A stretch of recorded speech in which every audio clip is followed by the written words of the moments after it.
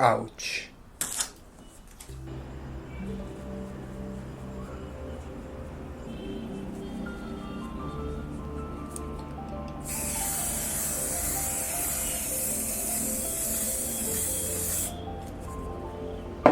So before we go into the video, I just wanted to show you the brand that I'm using. This is a company called Brewstro, and it's 200 GSM and acid free, which is always good. And this costs like 1/10, 1/8 of a dollar. The prices change a lot, and it's not the most cheap paper, but if you compare it to something like this by Strathmore, this is 270 GSM, and this just has 20 sheets, and the price of every sheet is like 80 rupees, which is like a dollar. So this is 80 and this is just 8 rupees. So there's a lot of difference between the cost, and the results that appear on this kind of a sheet, they speak for themselves. Not that you cannot produce good drawings on this one, but yeah, like I'll show you right now. These are some of the drawings that I made on the Brewstro one. So as you can see, the blending is not the best, and I'm not really blaming the paper. Like sometimes I just lose patience, and that's why that happens. But just saying that paper quality matters, but it's not the only thing that you should be oh my god, that you should be looking out for. I don't know what happened. And yeah, this is another drawing that I made on the Brewster one, and this is something that I made on the Strathmore one. I don't know if you can tell the difference, but like the whole shading thing, the half tones, everything, the blending, it's so much better on this. Not that these suck, but you can achieve the same on this paper, by the way. I'm not saying that, but this is just like, the process is so much better. Everything just comes easily. So yeah, and the drawing is really small, by the way. It's like, if the paper quality is not good and the drawing that you're making is also smaller in size, then you're going to have a tough time. So if I just measure it, it's around, let's say 9 centimeters from the top of the head to the chin. So it's kind of small. You really have to take your best shot at taking jabs at the piece of paper that you're drawing on, just so you can represent the blending and the form shifts and the halftones. But yeah, it's fun. It's not like you lose anything by practicing on this paper. And yeah, let's get started with the video.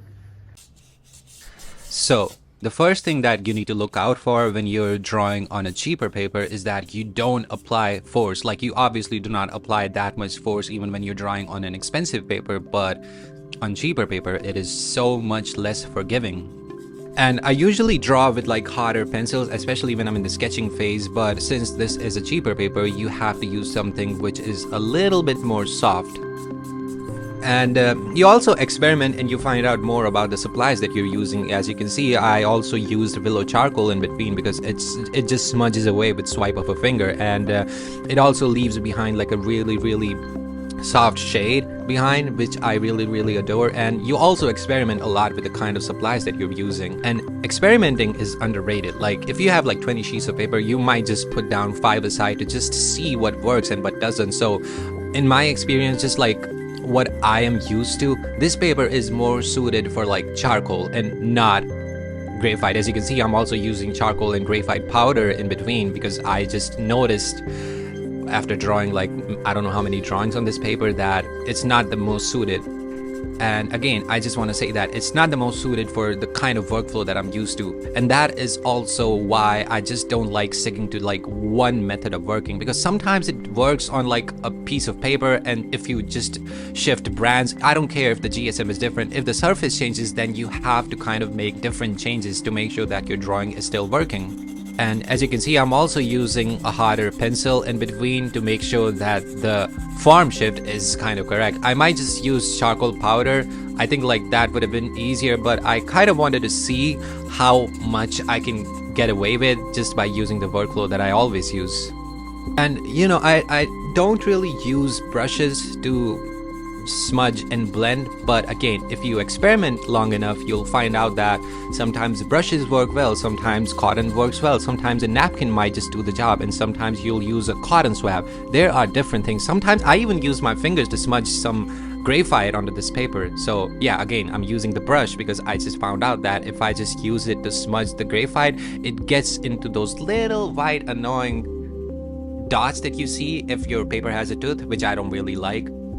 Which also brings me to my next point, which is that don't fight the kind of paper that you're using. Okay, that's like a big one, because you have to use references which will work for the kind of paper that you're drawing on, if that makes sense. So if you have like a cheaper quality of paper and it is textured, you have to make sure that the reference that you're using when you're just scrolling on Pinterest, it is suited for the kind of paper that you're drawing on. And you might have noticed, like, sometimes you choose references which have like really smooth blending, and it's so difficult to just achieve on like even like on a vellum rough surface, because it's not really suitable for that. And that's why I learned that you don't always need to fight the texture of the paper. So yeah, try to find the references that will work for the kind of paper that you're drawing on. And you need to be selective. Be selective with the kind of vibe that you want your drawing to have. Be selective with the kind of lighting situation that will be best represented on the drawing paper that you're using. And the texture thing is very important. I did not pay much attention to it before, but you have to be selective with the references. So if I was like drawing like a baby, let's say, and the skin is really smooth, I will not use this paper. That's just my preference. Like, I would go towards like something which is a little bit smoother. But if I was to make like, I don't know, like an old statue or like a cast value study which is old, and I want to make sure that it has that kind of a sad, melancholic, or I don't know, nostalgic vibe, then I would use like a rough surface. Like, this is kind of weird, because like when I first knew about the texture thingy, I was like, I don't really want to pay attention to it. I'll just find workarounds. And you do. I'm not saying that you don't find workarounds, but unless you have the technical knowledge and you just know what works and what doesn't for the kind of work that you're going to be producing, it's not going to be working in your favor. And some people are just like, oh my god, I just want to be creative. I don't want to know about the technical details. It kind of takes away the creative part of it. But that idea is so wrong. Not that you cannot be creative without the technical knowledge, but the process just becomes so much smoother. And people have to realize that creativity is going to come. It's just going to come when you have technical knowledge as a second nature, that you don't have to think about it, you know? It's kind of synonymous with music. Let's say you're just playing guitar. If you start thinking about it, you'll fuck it up. Like, that's just what happens. That's what I've learned, like, from just like people talking about it.